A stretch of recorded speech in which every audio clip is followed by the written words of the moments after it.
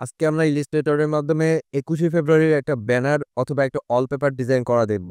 আপনারা এটাকে ব্যানার হিসেবেও ব্যবহার করতে পারবেন, আপনারা এটাকে ওয়ালপেপার হিসেবেও ব্যবহার করতে পারবেন। ফার্স্ট অফ অল ইলিস্ট্রেটরটাকে ওপেন করতে হবে। এরপরে আমরা যেখানে ফাইল সাইজ দিব এখানে রিনেম করে আমি এখানে ওয়ালপেপার লিখে দিলাম। আচ্ছা, এখন আমরা যে সাইজটা দিব এটা আমি যেহেতু ওয়ালপেপারের উদ্দেশ্যে করতেছি সেহেতু আমি এখান থেকে পিক্সেলটাকে সিলেক্ট করব এবং এখানে এখানে ওয়াইডটা 90/20 দিব এবং হাইটটা 1080 দিব। এরপরে কালার মোড অবশ্যই সিএমওয়াইক এর জায়গায় 8 জিবি হবে, কারণ এটা প্রিন্ট হবে না, এটা ডেস্কটপ ভার্সনে কাজ করবে বা মোবাইল ভার্সনগুলোতে, অর্থাৎ ওয়েব ভার্সনে। আপনি যদি এটাকে প্রিন্ট করতে চান তখন এটা সিএমওয়াইকে রেখে দিবেন। আর যা আছে সব ঠিক রেখে ক্রিয়েটে ক্লিক করব। ফার্স্ট অফ অল আমরা রেক্টেঙ্গল টুল থেকে একটা রেক্টেঙ্গল ড্র করব। এরপরে কিবোর্ড থেকে কন্ট্রোল সি এবং কন্ট্রোল এফ প্রেস করে আমরা আরেকটা ডুপ্লিকেট করব। সিলেকশন টুলে ক্লিক করে আমাদের ডুপ্লিকেট যে অংশটা সেটাকে ছোট করব। এটাকে আমরা অল্টা চেপে আরেকটা কপি করব। ডিরেক্ট সিলেকশন টুলে ক্লিক করে এক কর্নার থেকে দুইটা অংশ সিলেক্ট করবে এবং কিবোর্ডে শিফট চেপে অ্যারো দিয়ে এটাকে একটু চাপায় দিব। বিপরীত অংশে আমরা সিলেক্ট করে কিবোর্ডে শিফট চেপে অ্যারো দিয়ে এটাকে আমরা আরেকটু চাপায় দিব। এখন আমরা পেন টুলে ক্লিক করে এই বরাবর একটা ক্লিক করব এবং শিফট চেপে তার বিপরীত অংশে আরেকটা ক্লিক করব। এখন আমরা সিলেকশন টুল ক্লিক করব, পুরো অংশটাকে সিলেক্ট করব এবং পাথ ফাইন্ডার থেকে আমরা এটা ডিভাইড করে দিব। সিলেকশন টুলে ক্লিক করে অল্টা চেপে এটার একটা কপি আমরা রেখে দিব। আমরা ডিরেক্ট সিলেকশন টুলে ক্লিক করব এবং আমরা টপের অংশটুকু সিলেক্ট করব এবং আমাদের কিবোর্ডের শিফট প্রেস করে আমরা কিবোর্ডের অ্যারো দিয়ে এটাকে একটু মুভ করব। এরপরে আমরা সিলেকশন টুলে ক্লিক করে পুরো অংশটা মার্ক করব।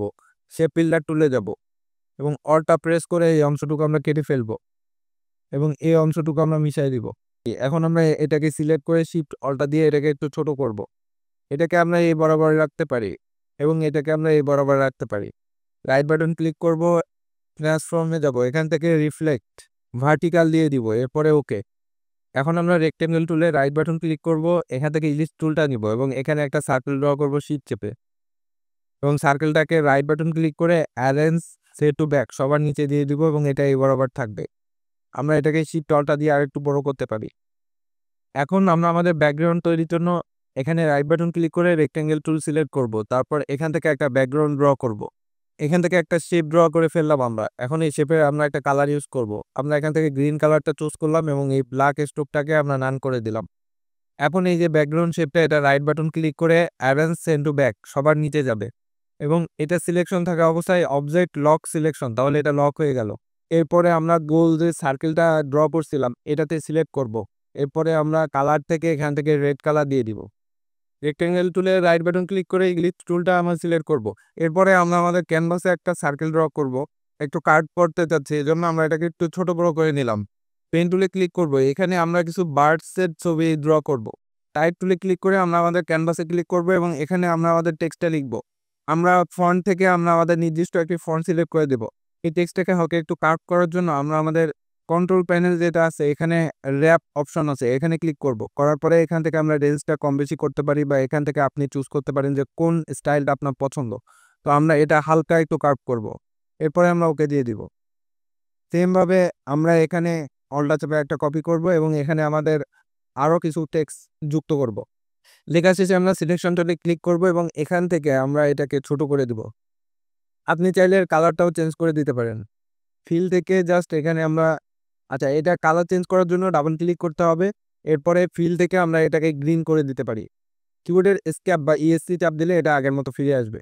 ভেক্টরের পাশাপাশি আপনি গুগল থেকে ডাউনলোড করে যেখানে ফুলও এখানে আপনি দিয়ে দিতে পারবেন। জাস্ট এটাকে এখানে ইম্পোর্ট করে রাইট বাটন ক্লিক করবেন, ট্রান্সফর্ম, এখান থেকে রিফ্লেক্ট করতে হবে। এরপরে আমরা হরিজন্টাল দিব, দিয়ে ওকে দিয়ে দিব।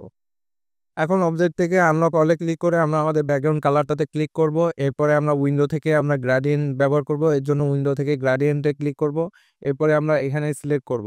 এরপরে আমরা এখানে ডাবল ক্লিক করে আমরা আমাদের সবুজ কালারটা এখানে সিলেক্ট করে দিব এবং এখানে ডাবল ক্লিক করে আমাদের সবুজ কালারের যে লাইটটা আছে সেটা সিলেক্ট করে দিব এবং এখান থেকে আমরা রেডিয়াল করে দিব, দিয়ে এখান থেকে আমরা রিভার্স করে দিব।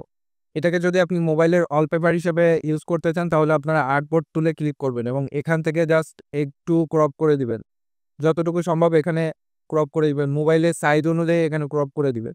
এরপরে রাইট বাটন ক্লিক করে রেক্টেঙ্গেল টুল, তারপরে আমরা এখান থেকে একটা শেপ ড্র করব। এরপরে আমরা অবজেক্ট থেকে সবকিছু আনলক আছে কি দেখবো। এখন আমরা সবকিছুকে সিলেক্ট করব, সবগুলো একসাথে সিলেক্ট করে রাইট বাটন ক্লিক করে মেক ক্লিপিং মাস্ক করে দিব। তাহলে এটা আমাদের মোবাইল ওয়ালপেপারের জন্য রেডি হয়ে যাবে।